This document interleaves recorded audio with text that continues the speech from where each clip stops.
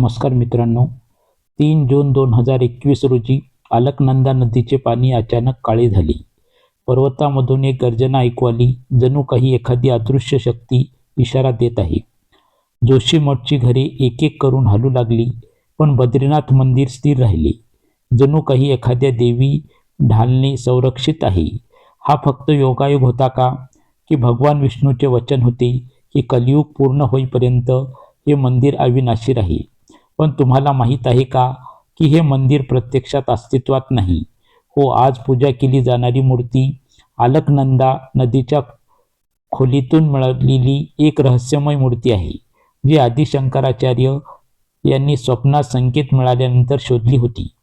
हे जगातील एकमेव मंदिर आहे ज्यांनी स्वतःच्या विनाशाची भविष्यवाणी केली आहे. या मंदिरात दरवर्षी घडणारी एक रहस्यमय घटना सूचित करते की ते लवकरच नाहीसे होईल.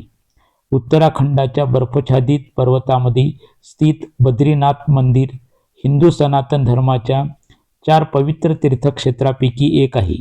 ते केवळ एक तीर्थक्षेत्र नाही, तर असंख्य रहस्याचे केंद्र आहे. त्याची न उलगडलेली आणि चमत्कारिक रहस्ये तुम्हाला आश्चर्यचकित करतील. शास्त्रज्ञांनाही ती उलगडलेली नाही. भक्त बद्रीनाथ धामला दुसरे वैष्णव लोक मानतात, कारण असे मानले जाते की येथून तुम्ही भेट वैष्णवांना प्रवास करू शकता. हे मंदिर वर्षातून फक्त 6 महिने उघडे असते, आणि जेव्हा ते उर्वरित 6 महिने बंद असते, तेव्हा बर्फाच्या वादळाखाली गाडले गेले असूनही पाणी किंवा तेल न घालता आत शाश्वत ज्योत कशी जळते? आणि केरळचे पुजारी येथे मुख्य पुजारी का आहेत? हे मंदिर उत्तराखंडामध्ये आहे, आणि या पुजाऱ्यांना महिलांचे कपडे घालावे लागतात आणि सजवलेले असताना पूजा का करावी लागते? हे शाप आहे की इतर काही रहस्य आहे? आणि सर्वात महत्त्वाचे म्हणजे अलकनंदा नदी येथे वाहते. असे मानले जाते की ही नदी पापीवर पडत नाही, तर उलट दिशेने वाहू लागते. तुम्ही भारतातील सर्व हिंदू मंदिरामध्ये शंख वाजवणे पाहिले असेल, पण असे काय झाले की बद्रीनाथ धाममध्ये शंख वाजवण्यास पूर्णपणे बंदी घालण्यात आली आहे? बद्रीनाथ धाम बर्फाच्छादित पर्वतामध्ये वसलेले आहे. परिणामी त्याचे तापमान नेहमीच 9 अंश पेक्षा कमी असते, आणि आजूबाजूच्या सर्व तलाव आणि नद्यांमधील पाणी गोठते. पण आश्चर्याची गोष्ट म्हणजे या थंड हवामानातही तप्त कुंडातील पाणी सतत 54 अंश वर राहते, जे खूप गरम आहे. हे कसे शक्य आहे? जोशी मठातील भगवान नरसिंहाच्या मूर्तीचा हात दरवर्षी पातळ होत चालला आहे. हे का घडत आहे? पुराणात म्हटले आहे की ज्या दिवशी हा हात पूर्णपणे तुटतो, त्या दिवशी बद्रीनाथाचा अंत सुरू होईल. हे कलियुगाच्या समाप्तीकडे निर्देश करते का, की त्यामागे दुसरे काही लपलेले रहस्य आहे? आणि हे भव्य आणि रहस्यमय मंदिर कसे बांधले गेले? ते इतक्या उंच डोंगराळ भागात कसे बांधले गेले? आणि स्थानिक लोकांनी नदीत टाकलेली भगवानाची मूर्ती शंकराचार्यांना कशी सापडली? येथील लोकांनी हे का केले? खरे सत्य काय आहे? हे सर्व प्रश्न आहेत ज्याची उत्तरे विज्ञानालाही मिळू शकलेली नाहीत. पण आज आपण हे रहस्य उलगडणार आहोत. तर काय बद्रीनाथाच्या अविश्वसनीय रहस्याचा उलगडा करण्यास तुम्ही तयार आहात का, जे तुमच्या श्रद्धेला आणि विज्ञानाला आव्हान देतील? तर चला मग अशा प्रवासाला सुरुवात करूया, जो तुम्हाला हिमालयाच्या सर्वात खोल रहस्याकडे घेऊन जाईल. 7 फेब्रुवारी 2021च्या त्या भयानक सकाळी, जेव्हा हिमालयाचे हृदय धडधडणे थांबल्यासारखे वाटले, अचानक रेनी गावात एक हिमनदी फुटली आणि अलकनंदा नदी क्रोधाने उसळली. पाण्याच्या राक्षसी रूपाने सर्वांचे श्वास रोखले.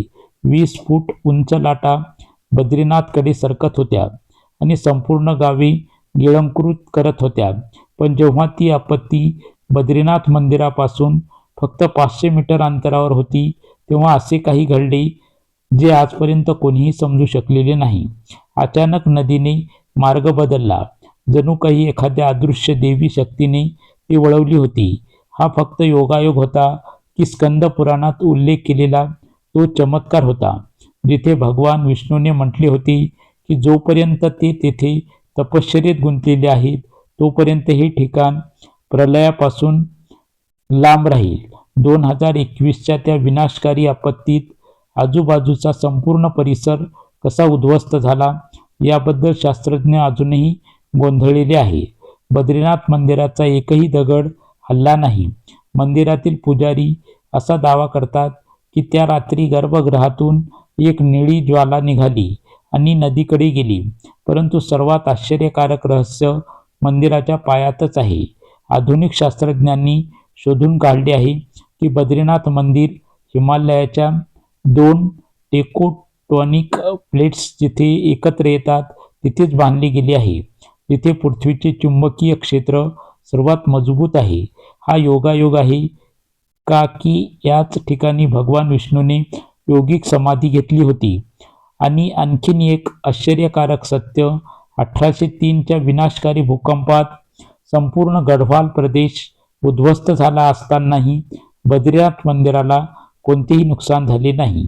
हे मंदिर खरोखरच दैवशक्तीने संरक्षित आहे का?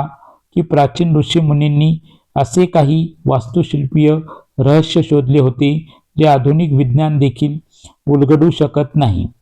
तसे जर तुम्हाला व्हिडिओ आवडला असेल तर कृपया जय बद्रीनाथ अशी टिप्पणी द्या. एक गोष्ट निश्चित आहे, बद्रीनाथ हे केवळ एक मंदिर नाही तर निसर्ग आणि दैवत्व यांच्यातील एक गूढ पूल आहे, जेथे नियमांना आव्हान दिले जाते आणि श्रद्धेला विज्ञानाच्या पलीकडे नेले जाते. सत्ययुगातील तो पवित्र क्षण जेव्हा बद्रीनाथाच्या खोऱ्या भगवान शिवाच्या तपश्चर्याच्या आवाजाने गुंजत होत्या, तो एक सुवर्ण काळ होता जेव्हा शिव आणि पार्वती त्यांच्या अनुयायासह या दिव्य ठिकाणी फिरत होते. पौराणिक ग्रंथामध्ये वर्णन केले आहे की येथील झाडे फळांनी नव्हे तर रत्नांनी भरलेली होती आणि धबधबे अमृतासारखे वाहत होते. पण एके दिवशी एक चमत्कारिक घटनेने या स्वर्गीय शांततेला धक्का बसला. भगवान विष्णू संपूर्ण विश्वात ध्यान करण्यासाठी अशा जागेचा शोध घेत होते जिथे कलियुगाचा प्रभाव कधीही पोचणार नाही. जेव्हा त्यांची नजर या हिमालयीन स्वर्गावर पडली तेव्हा त्यांचे हृदय आनंदाने भरले. पण एक समस्या होती, ते शिवाचे वैयक्तिक निवासस्थान होते. ते भगवान शिवाकडून हे स्थान कसे घेऊ शकत होते? मग विष्णूने धर्म आणि भक्तीची पुनर्भाषा करणारा चमत्कार केला. एका शरद ऋतूतील पौर्णिमेच्या रात्री जेव्हा शिव आणि पार्वती पर्वताच्या शिखरावर चंद्राकडे पाहत होते, तेव्हा अचानक एका निष्पाप मुलाच्या रडण्याचा आवाज आला. माता पार्वतीचे हृदय अस्वस्थ झाले. ती लगेच बद्रीच्या झाडाखाली लपलेल्या रडणाऱ्या मुलांना शोधण्यासाठी निघाली. त्या मुलाच्या डोळ्यात अलौकिक तेज पसरले. त्याच्या चेहऱ्यावर एक दिव्य प्रकाश पसरला. शिवाला समजले की हे सामान्य बालक नाही तर स्वतः विष्णू आहे. पार्वतीने त्याला उचलून आत नेताच विष्णूने त्याच्या दिव्य खेळाचा दुसरा टप्पा सुरू केला. त्याने अचानक शिव आणि पार्वतीच्या निवासस्थानाचा दरवाजा आपल्या उघड्या हातांनी धरला आणि चमत्कारिकरित्या स्वतःला आत बंद केले. गर्भगृहातून त्याचा आवाज ऐकू आला, हे देवाच्या स्वामी, आतापासून हे स्थान माझे तपश्चर्याची भूमी असेल. येथे नर नारायण म्हणून मी साधकांना मोक्षाचा मार्ग दाखवीन. हे पाहून शिव हसले. त्याने विष्णूला प्रेमाने आशीर्वाद दिला. असेच असो. या स्थानाला बद्रीनाथ धाम म्हटले जाईल. कलियुगाच्या समाप्तीपर्यंत तुम्ही येथे नर नारायण म्हणून राहाल. हे ऐकून शिव केदारला निघाले.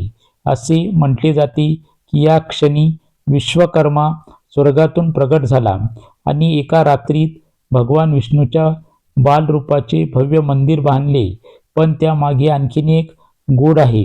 मूळ मूर्ती प्रत्यक्षात शालिग्राम दगडापासून बनलेली होती, ज्याला स्वतः विष्णूने स्पर्श केला होता. 8व्या शतकात जेव्हा आदिशंकराचार्य यांनी नारद कुंडातून ही मूर्ती खोदली, तेव्हा त्यातून इतके तेज पसरले की पाहणारे चकित झाले. 8व्या शतकातील हा ऐतिहासिक क्षण असा होता जेव्हा बद्रीनाथ धाम शेकडो वर्षापासून मूर्तीविरहित उजाड होता. असे म्हटले जाते की त्यावेळी मंदिराचे पुजारी निराशेने भरले होते. त्यांना माहीत होते की त्यांच्या पूर्वजांनी हुनाच्या आक्रमणापासून संरक्षण करण्यासाठी भगवान बद्रीनाथाची मूळ मूर्ती अलकनंदा नदीच्या खोलवर लपून ठेवली होती. पण आता त्या दिव्य मूर्तीचा ठावठिकाणा कोणालाही माहीत नव्हता. मग एके दिवशी केरळमधील एका तरुण भिक्षूने हे रहस्य उलगडण्याचा संकल्प केला. तो भिक्षू आदि शंकराचार्य होते. समस्या अशी होती की नदीचा प्रवाह इतका तीव्र होता की सुई देखील काढणे अशक्य होते. मूर्ती कशी सापडेल? जेव्हा शंकराचार्यांनी पुजाऱ्यांना विचारले की मूर्ती कुठे लपलेली आहे, तेव्हा त्यांनी सर्वांनी त्याची असमर्थता व्यक्त केली. मग त्यांनी एक असाधारण तपश्चर्या सुरू केली. 3 दिवस आणि 3 रात्र त्यांनी नारद कुंडाच्या काठावर अन्न किंवा पाण्याशिवाय ध्यान केले. 4थ्या दिवशी सकाळी सूर्याच्या पहिल्या किरणाचा कुंडाच्या पाण्यावर परिणाम होताच शंकराचार्य यांच्या कानात एक दिव्य वाणी घुमली. हे शंकरा, मी येथे आहे, या कुंडाच्या सर्वात खोल गुहेत, जिथे नारद मुनींनी एकदा ध्यान केले होते. हे ऐकून शंकराचार्य यांनी त्यांच्या दिव्य दृष्टीचा वापर करून कुंडाच्या तळाशी एक प्रचंड शालिग्राम दगड चमकताना पाहिला. क्षणाचाही वेळ वाया न घालवता ते नारद कुंडाकडे निघाले. कुंड 40 फूट खोलीसाठी कुप्रसिद्ध असल्याने त्यांना जवळ येत असल्याचे पाहून सर्वजण स्तब्ध झाले. पण दृढ निश्चयी शंकराचार्य पाण्यात उडी मारले. सर्वांनी तासभर श्वास रोखला. मग अचानक नदीचे पाणी वाढले आणि एक अद्भुत दृश्य दिसले. हातात एक चमकणारा शालिग्राम दगड धरून शंकराचार्य पाण्यातून बाहेर पडले. ते इतके तेजस्वी होते की पाहणारे आश्चर्यचकित झाले. ही मूळ मूर्ती होती जी 300 वर्षापूर्वी नदीत पुरण्यात आली होती. पण सर्वात आश्चर्यकारक गोष्ट म्हणजे मूर्तीला एकही शैवाल चिटकला नव्हता. त्याला तडे गेले नव्हते आणि ते आणखीन तेजस्वी झाले होते. शंकराचार्यांनी स्पष्ट केले की हा सामान्य दगड नाही, तर स्वतः भगवान विष्णूचाच अवतार आहे.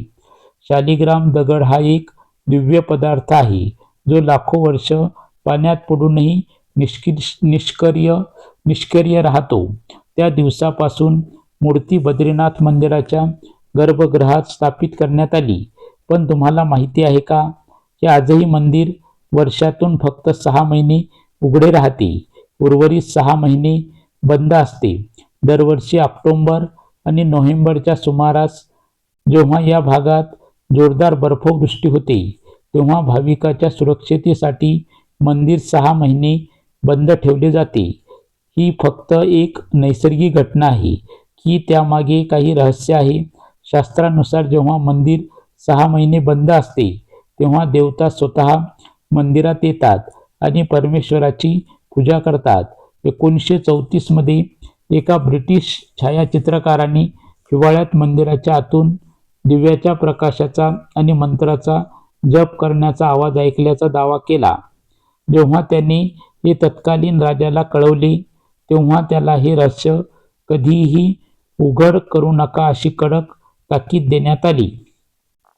2017 मध्ये एका संशोधन पथकाने मंदिराच्या परिसरात सेन्सर बसवले, ज्यांनी रात्रीच्या वेळी अज्ञात ध्वनी लहरी रेकॉर्ड केल्या, जणू कोणी पूजा करत आहे.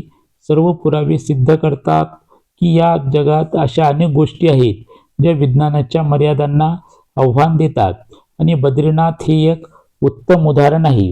मंदिराचे दरवाजे बंद झाल्यानंतर जोशी मठातील भगवान नरसिंहाच्या मंदिरात एक मोठा उत्सव मूर्तीच्या रूपात पूजा सुरू राहते. विजया किंवा दशमीला समाप्तीची तारीख जाहीर केली जाते आणि मंदिर सहसा अक्षय तृतीयेला पुन्हा उघडले जाते.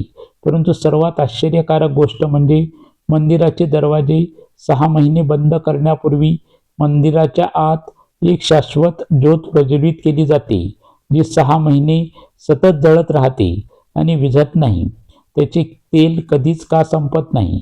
ज्योत कधीही पूर्णपणे का जळत नाही हे अजूनही विज्ञानाला गोंधळात टाकते. तथापि भक्तांचा असा विश्वास आहे ही देवाच्या उपस्थितीचा पुरावा आहे आणि मंदिर बंद असलेल्या 6 महिन्यात देव हा दिवा तेवत ठेवतो. या ज्योतीचे केवळ दर्शन भक्तांच्या श्रद्धा आणि भक्तीला पुन्हा बळकटी देते. असे म्हटले जाते की जो कोणी भक्त खऱ्या मनाने या ज्योतीकडे पाहतो त्याला मोक्ष मिळतो. म्हणूनच बद्रीनाथ यात्रेचा हा एक अत्यंत महत्त्वाचा आध्यात्मिक भाग मानला जातो. बद्रीनाथ धामच्या गूढ कथा इथे संपत नाही. या पवित्र भूमीच्या प्रत्येक कोपऱ्यात एक अनोखा चमत्कार आहे. असाच एक उल्लेखनीय ठिकाण म्हणजे वसुधरा धबधबा, जो बद्रीनाथ धाम पासून 4 किलोमीटर अंतरावर आहे. हा धबधबा सुमारे 400 फूट उंचीवरून वाहतो. त्याचे पाणी अत्यंत पवित्र आहे, ज्यामुळे ते फक्त पुण्यवान आत्म्यावरच पडते. जर एखादा पापी व्यक्ती या धबधब्याकडे गेला तर वसुंधरा उलट वाहू लागते. आख्यानुसार महाभारत काळात युद्धाच्या शेवटी हा धबधबा निर्माण झाला असे मानले जात होते. नंतर जेव्हा पांडव स्वर्गाच्या प्रवासाला निघाले तेव्हा ते तेथून गेले. सहदेवानी येथूनच आपले प्राण सोडले. बद्रीनाथ धाममध्ये तप्तकुंड म्हणून ओळखले जाणारे एक चमत्कारिक तलाव देखील आहे. या तलावासमोर निसर्ग देखील आपले नियम मोडतो असे दिसते. बर्फाच्छादित पर्वतांनी वेढलेले तापमान -5 अंश सेल्सिअस पर्यंत पोहोचू शकते. तथापि या तप्तकुंडाचे तापमान सतत 55 अंश सेल्सिअस आहे. त्याचे तापमान वर्षानुवर्ष स्थिर आहे, वाढत नाही किंवा कमी होत नाही. या तलावाला भेट देण्यासाठी भाविक दूरदूरून येतात. बाहेरून हे तलाव अत्यंत उष्ण दिसते, परंतु जेव्हा भाविक त्यात स्नान करतात तेव्हा ते शरीर आणि आत्म्याला तृप्त करते. भाविकांचा असाही विश्वास आहे की या तलावात स्नान केल्याने त्यांचे विविध आजार बरे झाले आहेत. पण इतक्या थंड हवामानात हे तलाव इतके गरम कसे आहे? विज्ञानाकडे उत्तर नाही, परंतु धार्मिक ग्रंथानुसार हे सूर्यदेवाचे निवासस्थान मानले जाते. एकदा जेव्हा सूर्यदेव हत्येचा दोषी होता तेव्हा त्यांनी भगवान विष्णूकडून उपाय मागितला. भगवान विष्णूने त्याला बद्रीनाथच्या उष्ण तलावात तपश्चर्या करण्याचा सल्ला दिला. त्यानंतर सूर्यदेवाने हजारो वर्ष या तप्त तलावात ध्यान केले आणि या ठिकाणी आपल्या ऊर्जेने भरले. तसे मी व्हिडिओ सुरुवातीलाच नमूद केले होते की या मंदिरात शंख वाजवले जात नाही. तुम्ही कधी विचार केला आहे का की भारतातील सर्व हिंदू मंदिरामध्ये शंख वाजवण्याची परंपरा आहे, पण इथे नाही? कथा अशी आहे, देवी लक्ष्मी बद्रीनाथ धाममध्ये ध्यान करत होती आणि त्या काळात भगवान विष्णूने शंखचूड नावाच्या राक्षसाचा वध केला. भगवान विष्णू लक्ष्मीच्या तपश्चर्येत अडथळा आणू इच्छित नव्हते, म्हणून त्यांनी विजयी शंख वाजवला नाही. तेव्हापासून या ठिकाणी शंख न वाजण्याची परंपरा प्रचलित आहे. देवी लक्ष्मीशी संबंधित आणखीन एक आश्चर्यकारक गोष्ट म्हणजे मुख्य पुजारी महिलांचे कपडे घालून मंदिरात का प्रवेश करतात आणि या पुजाऱ्याबद्दल खरे सत्य काय आहे? तर येथील पुजाऱ्यांच्या अनोख्या विधीचा शोध घेऊया. पण त्याआधी जर तुम्हाला व्हिडिओ आवडला तर कृपया तो लाईक करा आणि चॅनलला सबस्क्राईब करा. ते मोफत आहे, परंतु ते आपल्याला खूप मदत करते. मोफत आहे, पण ते आम्हाला खूप मदत करते. हिवाळ्यातील एक रमणीय सकाळ होती जेव्हा बद्रीनाथ मंदिराचे मुख्य पुजारी त्यांच्या दैनंदिन विधीसाठी तयारी करत होते. पण ही कोणतीही सामान्य तयारी नव्हती. ते एकामागून एक महिलांचे कपडे घालत होते. एका गडद लाल साडी, एक चमकणारी नाकाची अंगठी, बांगड्या आणि शेवटी कपाळावर सिंदुराची लांब बिंदी. हा विनोद नव्हता, तर शतकानुशतके जुनी उल्लेखनीय परंपरा होती, ज्याने शास्त्रांना आणि इतिहासकारांना आश्चर्यचकित केलेले आहे. बद्रीनाथचे मुख्य पुजारी, ज्याला रावल म्हणूनही ओळखले जाते, ते वर्षातून 2दा महिलांचे पोशाख घालतात. यामागे एक खोल आध्यात्मिक श्रद्धा आहे. खरं तर भगवान विष्णू बद्रीनाथ मंदिरात त्यांच्या 24 रूपांपैकी एक असलेल्या नरनारायणाच्या रूपात राहतात.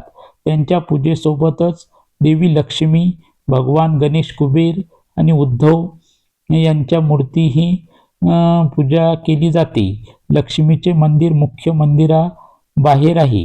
विजयादशमीच्या सुमारास बद्रीनाथ धामचे दरवाजे बंद केले जातात. ते विशेष प्रार्थनेनंतर देवी लक्ष्मीची मूर्ती मंदिरात स्थापित केली जाते. परंपरेनुसार वसंत पंचमीनंतर मंदिराचे दरवाजे उघडण्याचा शुभ वेळ निश्चित केला जातो. तेव्हा मुख्य पुजारी स्वतः देवी पार्वतीचा वेश धारण करून देवी लक्ष्मीला मंदिरातून बाहेर काढतो. हे केले जाते कारण हिंदू परंपरेनुसार कोणत्याही पुरुषाला देवीला थेट स्पर्श करण्याची परवानगी नाही. म्हणून देवी लक्ष्मीच्या मैत्रिणीच्या वेशात असलेले रावल तिला मंदिरात पुन्हा स्थापित करतात. येथील पुजारी केरळमधील नंबूदिरी ब्राह्मण आहेत. तुम्हाला कदाचित प्रश्न पडला असेल की उत्तराखंडामधील या मंदिरात केरळ ब्राह्मण का उपस्थित आहेत? खरं तर ही परंपरा शंकराचार्यांनी सुरू केली होती, ज्यामध्ये दक्षिणेकडील पुजारी उत्तरेकडील मंदिरामध्ये पूजा करतात आणि उत्तरेकडील पुजारी दक्षिणेकडील मंदिरामध्ये पूजा करतात. संस्कृती आणि सभ्यतेच्या देवाणघेवाणीला चालना देण्यासाठी त्यांनी हे केले. ही परंपरा आजही चालू आहे. बद्रीनाथमध्ये इतर अनेक आश्चर्यकारक रहस्य आहेत, परंतु सर्वात धक्कादायक गोष्ट म्हणजे या मंदिराने आधीच स्वतःच्या विनाशाची भविष्यवाणी केली आहे. मंदिरातील भगवान विष्णूच्या मूर्तीचा हात दर 12 वर्षांनी 1 इंचाने तुटत आहे. ही सामान्य मूर्ती नाही, तर एक जिवंत चेतना आहे, जी आपल्याला काळाच्या अंताची चेतावणी देते. 1934 मध्ये पुजाऱ्यांना पहिल्यांदा लक्षात आले की मूर्तीचा उजवा हात 1 इंचाने तुटला आहे. दर 12 वर्षांनी हा हात आणखीन 1 इंचाने लहान होत चाललेला आहे. 2024 पर्यंत तो 4 इंचाने तुटला होता. आश्चर्याची गोष्ट म्हणजे तुटलेल्या भागातून सोनेरी वाळू बाहेर पडते, ज्याचे विश्लेषण करणाऱ्यांना शास्त्रज्ञांना एक अज्ञात धातू असल्याचे आढळते. कल्की पुराणातील अध्याय 2 श्लोक 15 मध्ये असे म्हटलेले आहे की जेव्हा बद्रीशचा हात तुटतो तेव्हा कलियुगाचा सर्वनाश सुरू होईल. पंडितांचा असा विश्वास आहे की जेव्हा हात मनगटापर्यंत तुटतो तेव्हा भगवान कल्की अवतार घेतील. मूर्तीचा हात तुटल्यावर प्रत्येक वेळी विचित्र घटना घडतात. 1999 मध्ये हात तुटला त्याच दिवशी पाकिस्तानात विनाशकारी भूकंप झाला.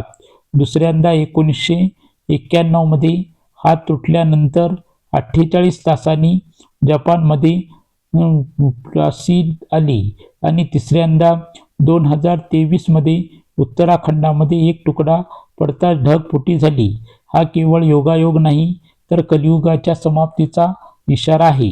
हा खरोखरच भगवान विष्णूचा अंतिम संदेश आहे का? बद्रीनाथचा तुटलेला हात पूर्णपणे पडेल तेव्हा आपण प्रलयाच्या उंबरठ्यावर उभे आहोत का?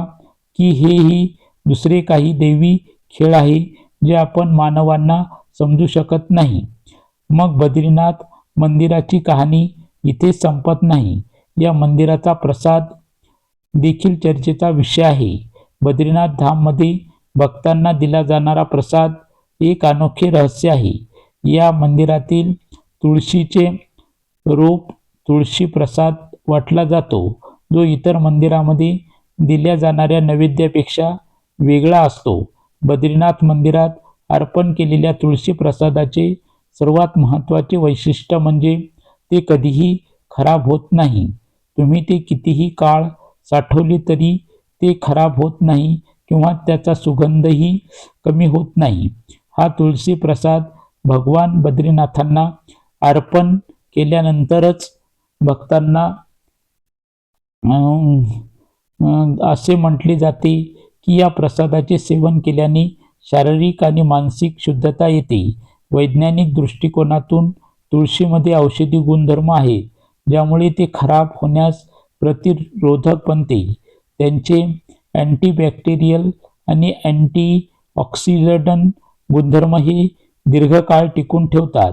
तथापि भक्तांचा असा विश्वास आहे की केवळ भगवान बद्रीनाथाच्या कृपेने त्या प्रसादाला त्यांचे दिव्यत्व मिळते.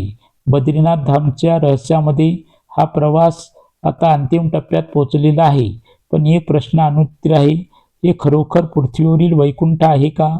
जिथे तप्त कुंडांचे रहस्य विज्ञानाला आव्हान देते, जिथे मूर्तीचा तुटलेला हात कलियुगाच्या समाप्तीची चेतावणी देतो, आणि जिथे जिथे अदृश्य शक्ती मंदिराचे रक्षण करतात.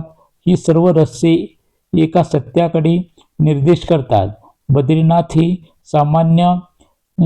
सामान्य ठिकाण नाही, तर दिव्य आणि मानवी क्षेत्रामधील एक पूल आहे.